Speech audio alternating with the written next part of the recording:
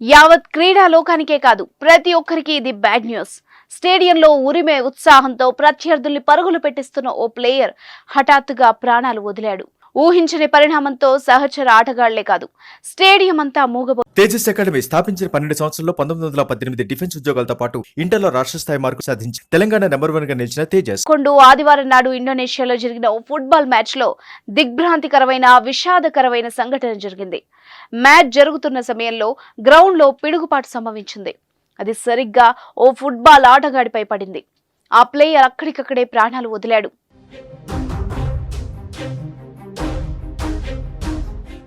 Match cover చేస్తున్న కెమెరాల్లో ఈ video record అయింది.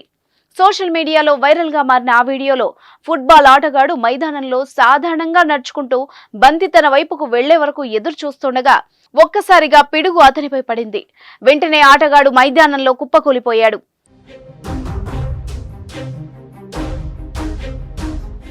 మైదానంలో ఉన్న ఇతర ఆటగాళ్లు పూర్తిగా షాక్ కి గురయ్యారు.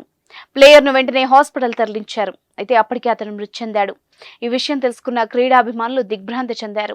స్థానిక మీడియా కథనం ప్రకారం FBI Sabang Bandung football club జట్ల మధ్య ఫ్రెండ్లీ మ్యాచ్ జరిగింది. గోల్ కొట్టేందుకు ఇరు జట్ల ఆటగాళ్లు పోటాపోటీగా తలపడుతున్నాయి. ఆ సమయంలో సబాంగ్ ఆటగాడిపై పిడుగు పడింది. చనిపోయిన ఆటగాడి వయస్సు 34 సంవత్సరాలని తెలుస్తోంది. విధి ఆడిన వింత నాటకంలో ఈ రకంగా ప్రాణాలు వదలడం ప్రతి ఒక్కరిని కదిలిస్తోంది.